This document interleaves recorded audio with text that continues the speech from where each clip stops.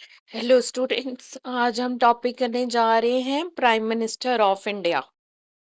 जो prime minister of India है, एक तो रियल एग्जीक्यूटिव होता है और इनको de facto head of the executive भी बोला जाता है। और इनकी अपॉइंटमेंट प्रेसिडेंट के द्वारा होती है। ये आर्टिकल 75 में मेंशन है।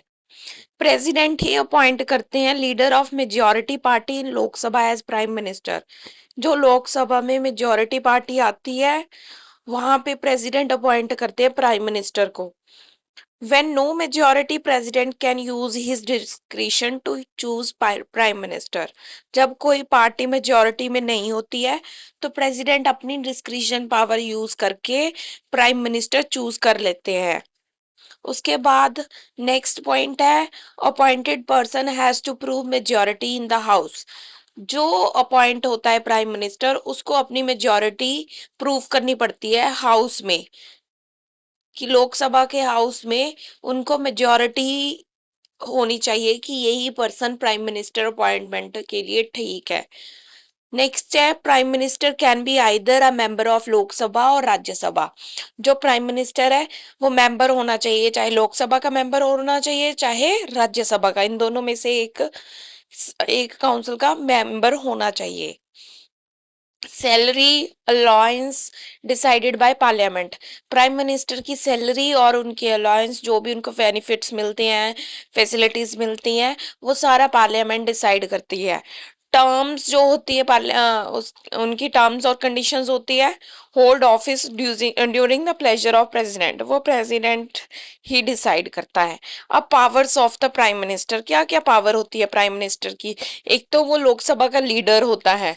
और नेक्स्ट है, एलोकेट करते हैं पोर्टफोलियोज। डिफरेंट डिफरेंट पोर्टफोलियोज हो गए, वो खुद प्राइम मिनिस्टर ही एलोकेट करते हैं। और थर्ड उनकी पावर है, एडवाइस करते हैं प्रेसिडेंट टू समन, प्रोरोग और dissolve parliament.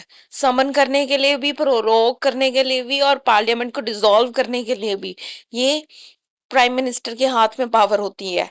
Chief spokesman of union government. जो चीफ जो प्राइम मिनिस्टर होता है, वो चीफ स्पोक्समैन होता है। और डिसमिस भी कर सकता है, किसी भी मिनिस्टर को डिसमिस भी कर सकता है प्राइम मिनिस्टर। रिकमेंड कर सकता है, अदर मिनिस्टर को रिकमेंड भी कर सकता है। अब articles related to prime minister कौन कौन से आर्टिकल होते हैं। एक तो 74, council of minister to aid and advice president. जो काउंसिल ऑफ मिनिस्टर है, वो एड भी करता है और एडवाइस भी करता है प्रेसिडेंट को। 75th है, prime minister is appointed by president. जो प्राइम मिनिस्टर है, वो प्रेसिडेंट के द्वारा अपॉइंटमेंट होती है उनकी। आर्टिकल 78 है, ड्यूटीज होती है प्राइम मिनिस्टर की as respects the furnishing of information to the president. जो प्राइम मिनिस्टर की ड्यूटीज बता रखा है कि प्रेसिडेंट के लिए वो कौन कौन सी उनकी ड्यूटीज होती हैं। नेक्स्ट है, central council of minister. Prime minister he head होता है सेंट्रल काउंसिल ऑफ मिनिस्टर्स का। ये मेन पॉइंट सबको पता होना चाहिए। आर्टिकल 74 बताता है, there shall be a council of minister with prime minister as the head to aid and advice president. कहते जो भी काउंसिल ऑफ मिनिस्टर होती है, उसका हेड होता है प्राइम मिनिस्टर, और वो प्रेसिडेंट को एडवाइस भी करते हैं और उनकी हेल्प भी करते हैं। 75 आर्टिकल बोलता है, prime minister shall be appointed by president. जो प्राइम मिनिस्टर होता है हमारा देश का, वो प्रेसिडेंट उसको अपॉइंट करते हैं। और other minister on the recommendation of the prime minister.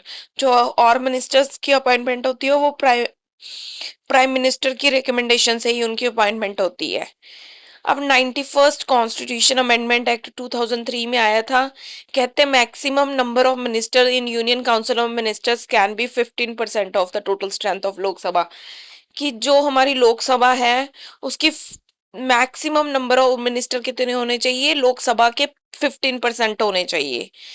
Council of minister collectively responsible होती है लोकसभा को, इकट्ठे मिलके रिस्पॉन्सिबल होते हैं। और minister shall hold office during the pleasure of president. जो मिनिस्टर होते हैं, वो प्रेसिडेंट के कहने के अनुसार ही होल्ड करते हैं ऑफिस। आर्टिकल 88 बताता है, every minister shall have the right to speak and take part in proceeding of either house.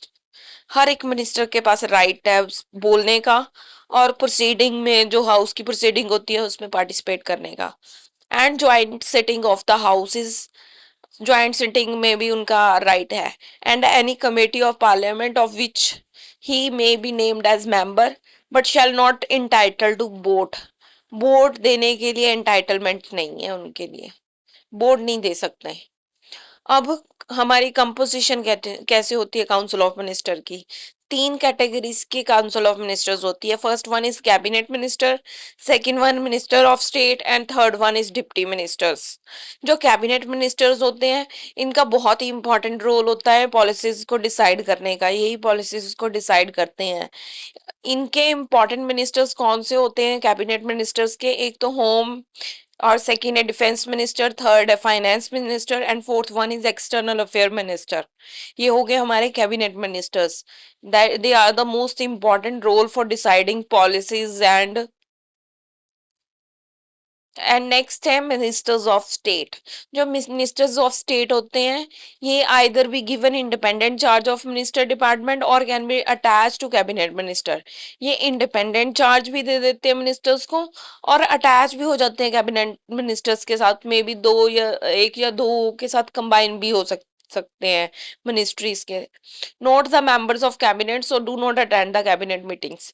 ये कैबिनेट के मेंबर्स नहीं होते हैं, ये कैबिनेट मीटिंग्स को अटेंड नहीं करते हैं।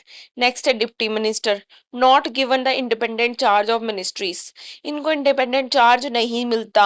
नॉट अटेंड कैबिनेट मीटिंग्स, ये कैबिनेट मीटिंग्स भी अटेंड नहीं करते हैं। ये हो गया हमारा प्राइम मिनिस्टर कंप्लीट। अब नेक्स्ट वीडियो में पार्लियामेंट डिस्कस करते हैं। Thank you, that's all.